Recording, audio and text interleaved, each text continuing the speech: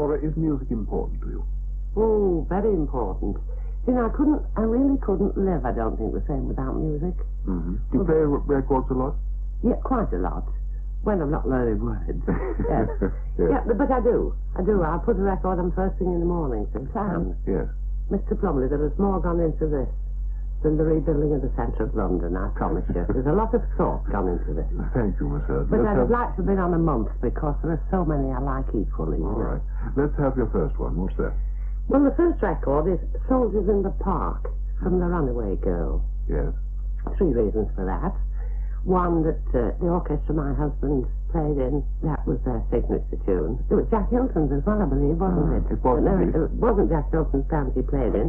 It was in the orchestra at the Winter Gardens at Morecambe. Mm-hmm. And another reason is that my father directed the play. It was called Produced the Play in those days. You know, things are different, aren't they now? He produced the play, The Runaway Girl, and so, of course, I saw Soldiers in the Park in the show. And another thing was that when my daughter was a baby, she was only about 10 months old, and it came on the air one morning, and she put a little hand up and, of course, to a devoted mother, looked as though she was conducting and said, "Daddy." I thought that was the most brilliant thing for a child, you know, 10 months. But, it happens that I like it. Mm-hmm. And I think it would be a good way to start. And who's playing it? I don't really mind who's playing it, I promise you, as long as it's... I'll tell you it's a very good one. The GUS Footwear Band. I'm not joking. It's a very good one, that. Can I have that one now? You've got it. Good.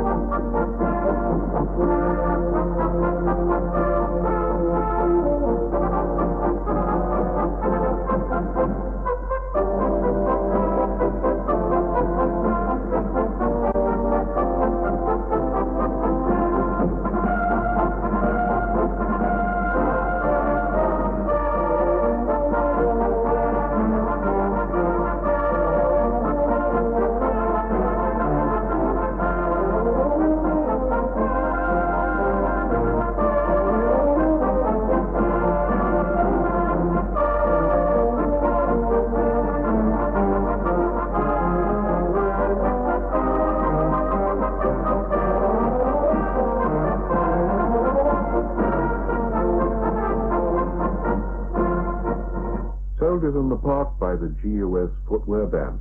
And what's your second record? Oh, well, it's very different from that one. It's Meditation from Thaïs, if I could have that record. Yes, why do you want this one? Well, I'll tell you, it may sound a little silly to you. This is a record. I always have a good cry, but I won't today because it would embarrass you. But I've always thought it's so beautiful, this tune, and on the island I would want an excuse to feel sorry for myself. So I would put this on. And I'm sure everything on the island, birds, animals... Is it a tropical island or a desert island? It's a tropical deserted island, or a subtropical deserted island, whichever you like. Well, I mean, the desert island, there'd be nothing on it, would there? Oh, there's something on this one. On this one, enough. Right. Well, this would be lovely. I could sit there, feel a bit sorry for myself, but I could enjoy this. Oh, I love this record, please.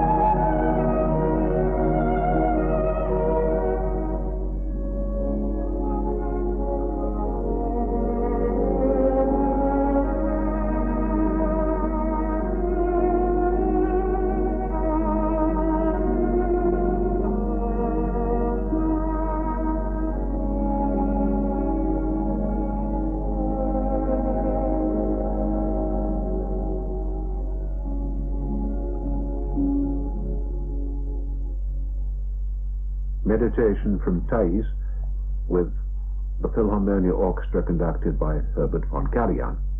You're from the north, Thora, that we know. What part of the north? Morecambe Bay, where the shrimps come from. Yes. I'm only 5 feet and a half an inch, you know. Your father was a producer, you told us. Yeah, well, originally, of course, my father was a comedian and my mother was a singer. And really, I think the interesting days of being in our business, you know, where they never knew if the business manager would have gone with their salary and things like that. Was it taken for granted right from the beginning that you were going to be an actress? Well, I was carried on at 12 weeks old by my mother in a rather crummy drama. I shouldn't really say a crummy drama, but there wasn't a lot of money attached to the company, and they needed a child, which the drama said my mother had had to the villain with the black moustache, and they hadn't a prop baby. My father, you know, was a great man for detail, and he said to my mother, well, take Thora on. So I went on, and... Were you good? Oh, excellent. I was asleep all the time, but... When did you make your first appearance under your own steam, as it were? Oh, I was 2, really. I sang when Grandmama was quite a little girl, and then I did a couple of choruses of shuffling about, because I didn't really learn to start to tap until I was about 4, but that I can tell you about with a record later. What was your first appearance as a full-time actress? Oh, well, that was in rep, you see, in my teens. Yes. £1 a week. I bet I can carry a tray of coffee on or take a newspaper on the stage in 103 different ways. You know, because often enough that was as big as the part I had, you know. Your paper, madam. Your coffee, madam. The parts got bigger as time went on. Yes, they did, I'm glad to say. What splendours and miseries stand out in your mind from those days? I don't think I have any miseries, Roy, really, from those days. You know, I've had a very happy life. I'm a very, very lucky person in every way. And I've a great sense of humour, thank God. And I could always see the funny side of everything, and I got into trouble for it, you know. What was your first break? Oh, well, now I can tell you that very quickly. We were doing a play in rep, and it was either called As You Are. I think it was called As You Are, that's right. And they suddenly said, George Formby's sitting in the stage box.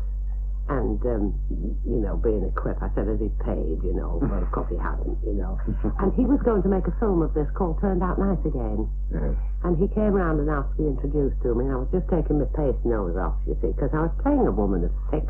You know, you didn't care. You put Crew Station on your face, the lines and this and that. And it was through him, and then their casting director came up from London, Gordon Hamilton Gay, and brought me down. I thought I was very lucky in that respect, because when he said he'd come from London, I thought he was on a holiday with Morecambe in the Seaside Resort, you know. And I said to him, are you here on a holiday? And he said, no, I've come up to see you play. And I said to him, hell, the fare's £3, 7 and 9. Well, it was then, of course it's a lot more now, isn't it, you know. But I didn't get that part, because when they tested me, my wrists, neck and all this, you could fiddle for on the stage, but I didn't look old enough. But you did get a contract? I got a film contract. I did. Which studio was this? And that was at Ealing Studios. And I go back there to work now for BBC television, you know, and think of it. Well, there you are. We've got as far as your first big break in the theatre. Let's stop now for your third record. What shall we have? Well, now, my third record is Chicken Reel. Do you know that? Chicken Reel. Because when I was a little girl, you see, when I was about 4, we were taught to tap dance at home, just for 5 minutes a day, you know, a break, as they call it, you know, da-da-dee, da-da-dee, on the tiles in the kitchen. And we always did it to this, do you see?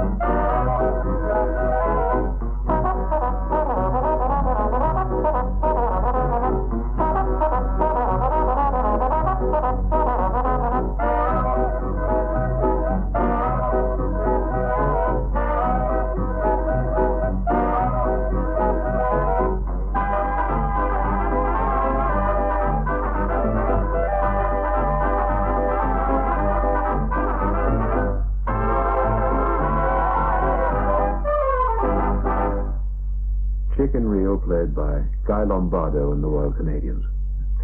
You had this contract at Ealing. What films did you make? Oh, the first film was Black Sheep of Whitehall with dear Will Hay, God rest him, you know. And then, of course, one went sort of out of one film into another. Not very big parts, but if you were a contract artist, they were paying you anyway, so why not use you? Right. You know, if you could do anything, say the words.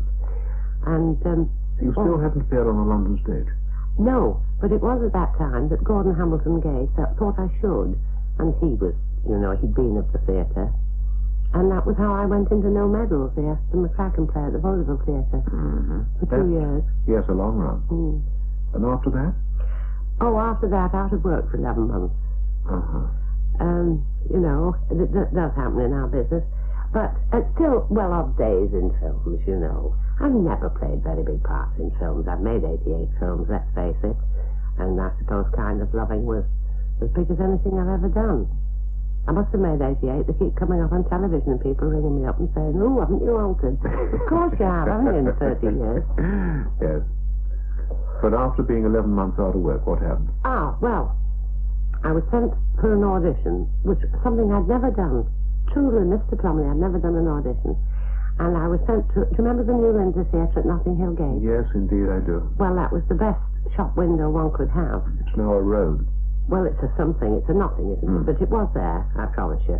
And I sat with a lot more, and the stage director came out and put a script in my hand, and he said, will you look at page 7 in Act 1, page 22 in Act 2, and page 38 in Act 3? And I said, thank you. Well, the bus fare was threepence in those days from Lancaster Gate, where I lived, to Notting Hill. And I thought, well, I'll take some shoe mending in the basket, use the same threepence as the audition of the shoe mending, you know. And I looked at the script and it said, Linda is 16, and I thought, oh, blimey, I think that's a bit wrong. So I didn't bother to read the script. I thought, you know, I couldn't do this. And I went into that theatre there, and Frederick Piffard, God bless him, and John Oxford, who is dead, the director, were sitting there, and I said, I think I'm a little long of tooth to read this part. And they said, which part? Oh, no, we want you to read the part of Mrs. Holmes, the mother, you see. So I stepped up onto the stage, you know, it was about a foot off the floor, and I read this part. Cold, you see, I didn't. And when I'd finished it, there was the biggest hush. Oh, nothing, you know. So I stepped off the stage, I went back and put the script down and said, thank you very much. May I suggest whoever you give it to doesn't bother to act it, only to feel it. And they passed the script back and said, that's why we're giving it to you. And that was Flowers. Of course, I did get home and my husband said, what about the shoes? I'd forgotten, you see, to take the shoes. This was Flowers for the Living. Flowers for the Living by Tony Block at the New Lindsay, 1948. Yes. And this got you another film contract. Well, it did, because Sydney Box came to see the show and stayed with me a long time after the show and chatted, and I then got a rank film contract. It was Cinderella was there. One couldn't have done all the films, and one couldn't have appeared in all the plays, but that is our business, isn't it? You have so many offers.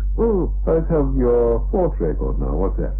Well, my fourth record is Celtic Lament, for a very sincere reason that my father-in-law was a very, very fine cellist, you see, and he played this so beautifully that even whoever's record you're going to put on, in my mind, it wouldn't be as good. Because my husband, you know, is a musician, and all of us are to do with music, and this would remind me of us all together as such a happy family. Oh, we haven't talked about television. Which I hope you will. I am going to, indeed. You had that long run with Freddie Fenton. Yes. Freddie Fenton, yes. Mr. White. Oh, yes. And now you're the First Lady. Well, that's the title of the series, you know. You enjoying it? Oh, loving it, thank you very much. A lot of viewers take your characterization for real, don't they? It's the counselor who gets things done. Well, they do, you see, because I always think it's kind, if you understand me, for anyone to bother to write, you know, buy a stamp and write to you. And I find it a little bit sad when somebody writes and asks me, can I extend a sewer for 400 feet along a road because it stopped just the other side of their house? Well, you see, I can't do this because really I'm only pretending. Although that isn't quite true, because this character is written round me and the person I am. I don't mean I'm a counsellor, but it took 18 months to compile, really, what I could be when they wanted to write a series round me. And then we thought a counsellor and a widow, whose husband had been a counsellor, a woman, basically for truth, and an independent. And how very clever of them all, you see, because that means I can both agree with the socialist, agree with the conservative, row with the socialist, row with the conservative, stick up for the conservative, row with the socialist. Oh, I mean, it's unlimited, Let's have another record. Well, this one is very different to the last one. This is Big Noise from Winnetka, and I have quite a collection of these. What, different records of this tune? Of the same tune, yes. I love this record. This will, I can polish the silvers of this, I could have a bath in half the time. Anything, if I put this record on. I'm very fond of it. Now, it will help me on the island, too, because I think, all the birds and the animals will be on my side. I wouldn't be miserable if this was on. What's your next one? Well, now, my next one is part of the unfinished symphony by Schubert, part 2. And it's the part of it where those beautiful chords that really, I think they're marvellous.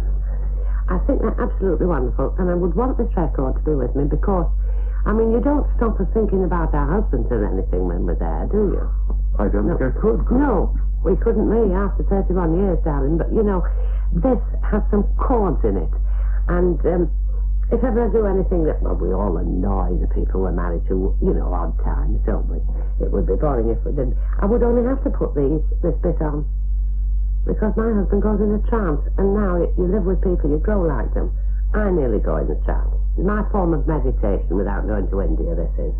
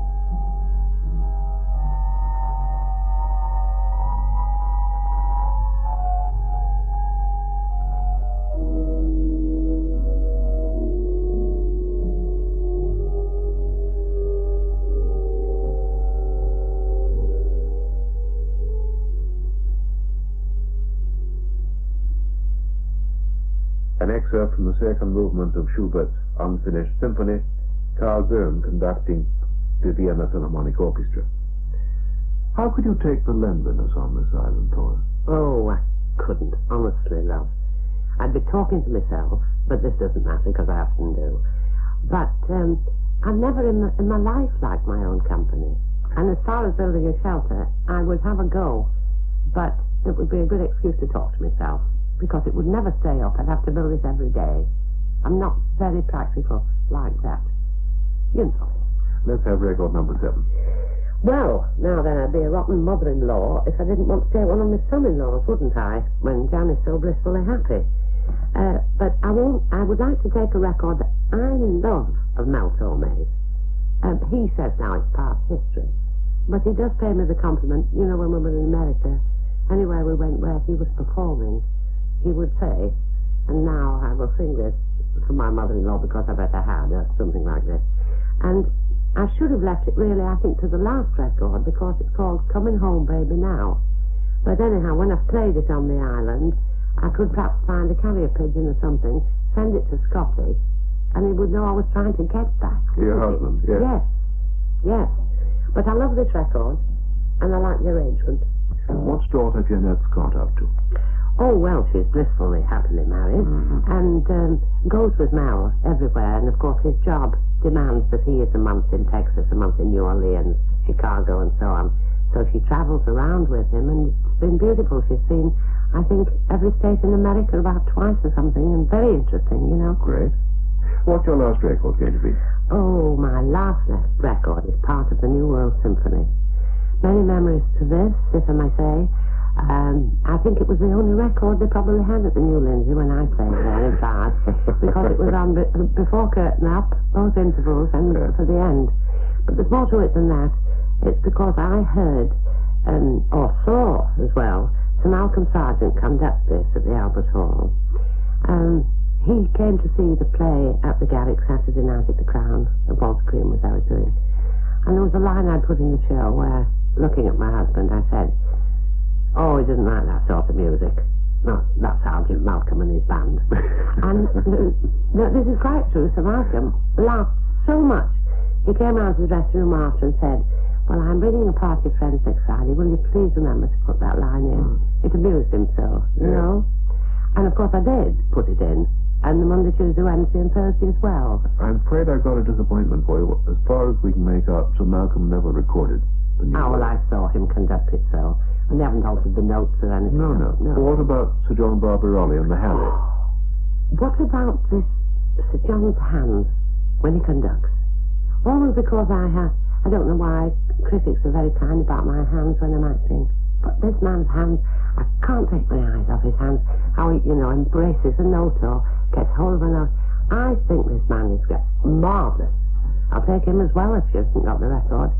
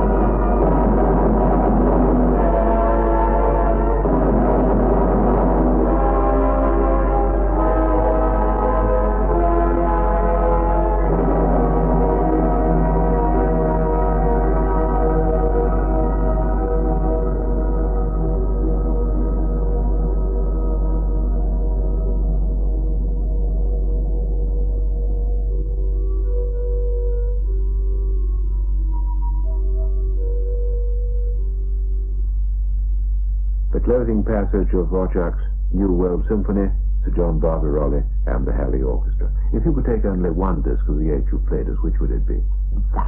That. Without doubt. And one luxury to take with you to the island. Oh, I would like a large can of insect repellent. Could I take that? Yes, of course. Yes. The largest can we can get. Please. Until the insects get to know you.